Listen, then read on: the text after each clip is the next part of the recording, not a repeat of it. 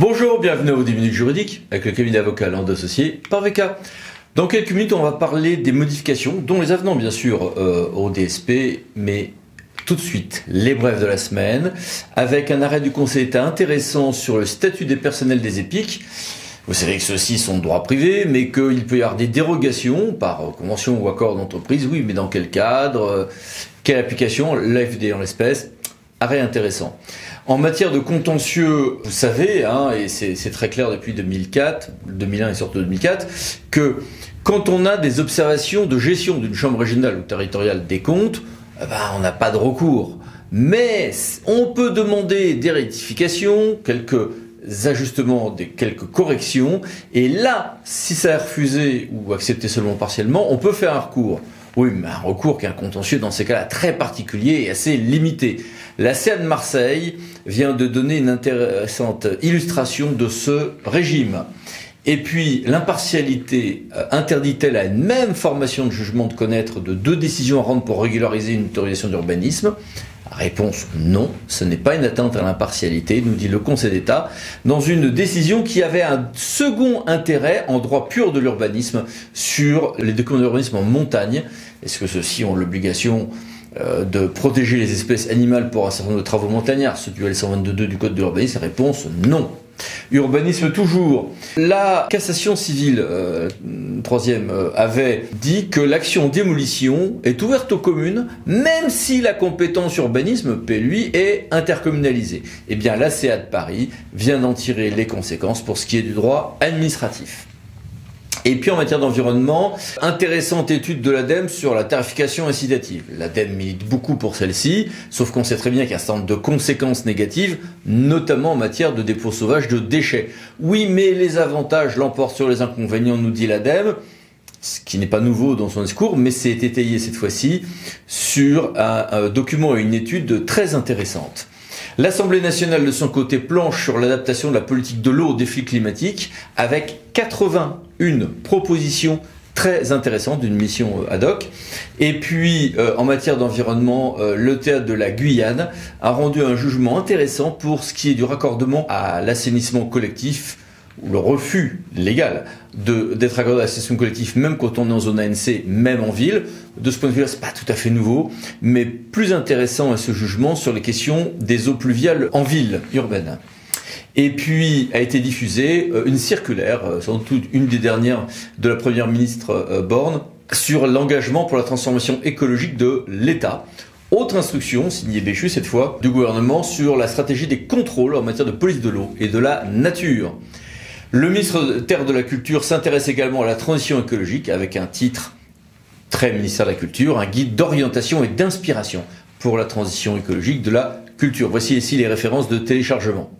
Abordons maintenant le droit des contrats. Le Conseil d'État a étendu la portée du devoir de conseil du maître d'œuvre à l'égard du maître d'ouvrage, mais il a également rendu une autre décision le 15 janvier sur la compétence du juge référé mesure utile quand on parle de tarification des concessions.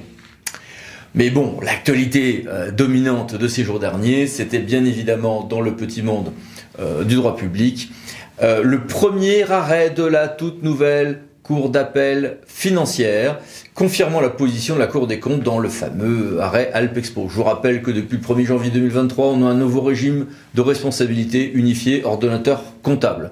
On appelle ça maintenant la RGP, responsabilité des gestionnaires publics. Et on a, dans le premier arrêt Alpexpo de mai 2023, la Cour des comptes avait eu une interprétation assez prudente sur l'intérêt pour soi-même et non pas pour autrui en tant qu'infraction financière pour des faits antérieurs à 2023. La Cour d'appel financière a validé cette interprétation peu extensive, mais surtout, ce que l'on retient, c'est que vous savez qu'il y a beaucoup d'infractions où on est sanctionné si on a fait une faute grave et un préjudice financier significatif.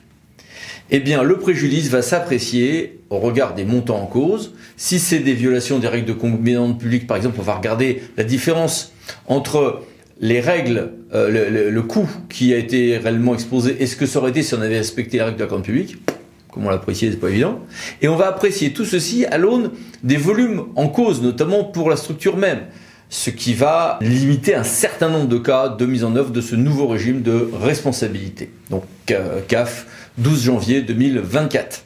Et puis l'autre actualité de cette semaine, c'est est-ce qu'une très grande ville, Paris en l'espèce, peut, mais même chose pour les départements avec les collèges et les régions avec les lycées, cesser de verser le forfait d'externat à une école privée sous contrat juste parce qu'on pense que les règles éducatives, les règles du contrat ne sont pas respectées.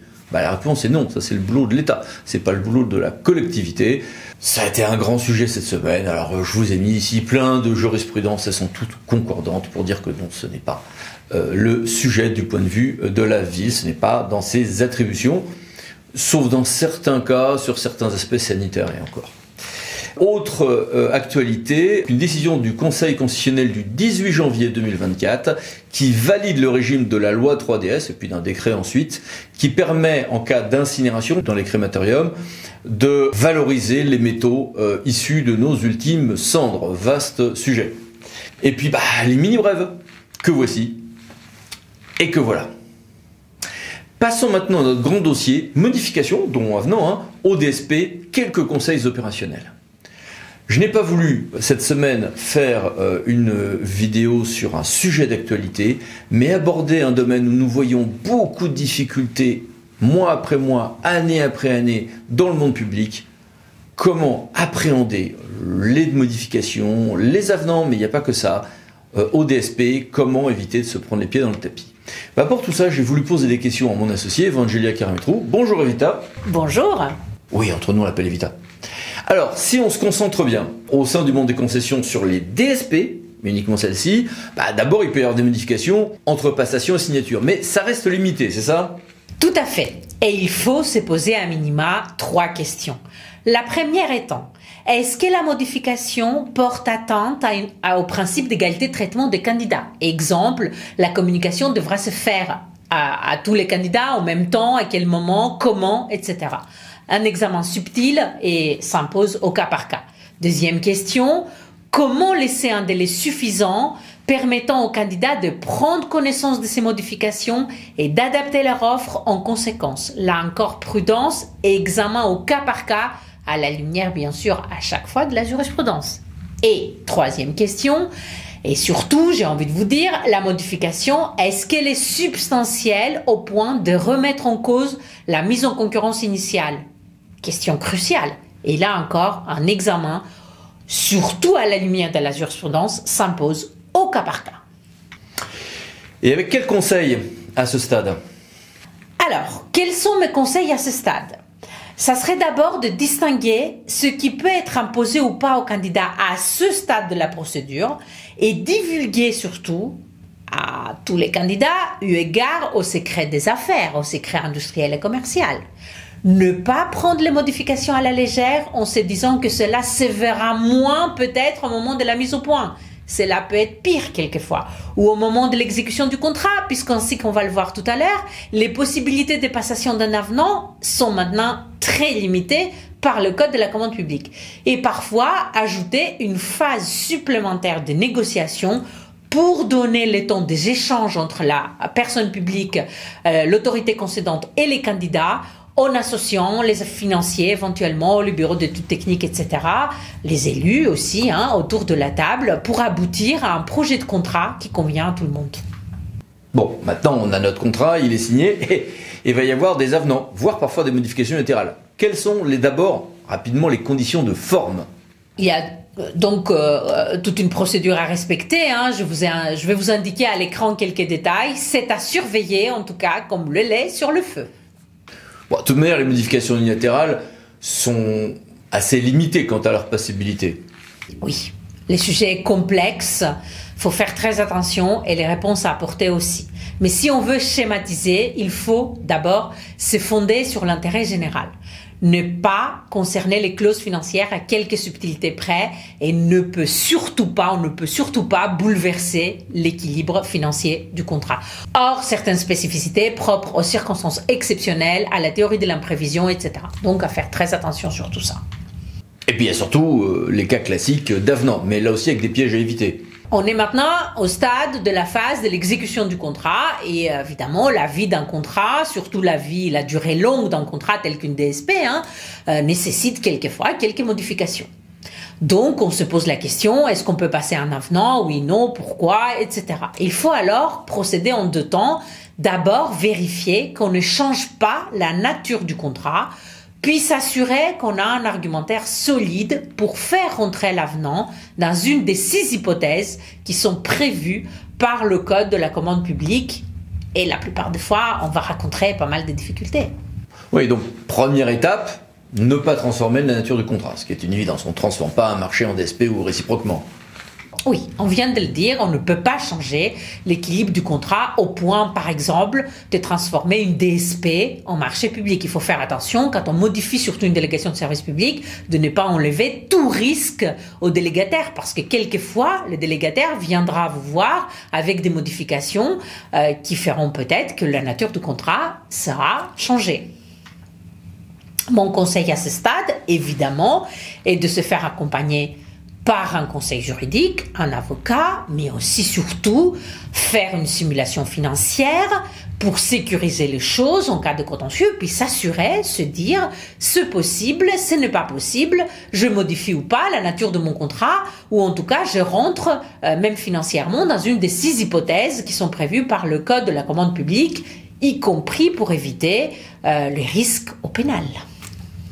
Et puis seconde étape, le cœur du sujet, les fameux 6 critères alternatifs permettant de fonder en droit un avenant. Allez, est-ce que tu peux nous en dire quelques mots, même si on pourrait y passer des journées entières? En pratique, c'est le gros du travail qui alors est à accomplir, c'est-à-dire donner les justifications nécessaires pour que les changements, les modifications que nous voulons effectuer rentrent dans une de ces 6 hypothèses. Donc, une des méthodes, par exemple, très pratique, ça serait de faire un tableau avec en colonne les 6 cas et d'essayer de rentrer vos modifications, de voir dans quelles sous-hypothèses correspondent et donc de voir est-ce que c'est justifié ou pas, est-ce que ça correspond à une de ces 6 hypothèses. Et vous voyez si ça passe ou si ça passe pas. En droit d'abord, et puis après avec une AMO financière éventuellement, ou avec vos propres services évidemment, s'ils sont experts en la question, s'ils ont les compétences, et avec un expert financier ou technique, ou de services, vous les transformez, vous essayez de voir si ça rentre, si ça passe, et évidemment après essayez de faire pour que ces arguments se transforment en point de négociation avec votre délégataire, pour pas complètement céder à toutes ces modifications lorsque les demandes de modification proviennent de ce délégataire, évidemment. Et pourquoi je vous dis ça? Parce que nombre de délégataires n'hésitent pas à demander des choses impossibles et indues. Vous l'avez vécu, je pense, pour certains d'entre vous. Et le droit sera alors non seulement votre protection, mais aussi votre outil de négociation, bien sûr. Et surtout, toujours attention au pénal. Bien, merci beaucoup Evangelia. Merci beaucoup, à bientôt. Et merci à vous. Allez, à bientôt pour une nouvelle vidéo, les 10 minutes juridiques, parlant d'associés pour VK. Pensez à vous abonner, c'est par là. Merci, au revoir.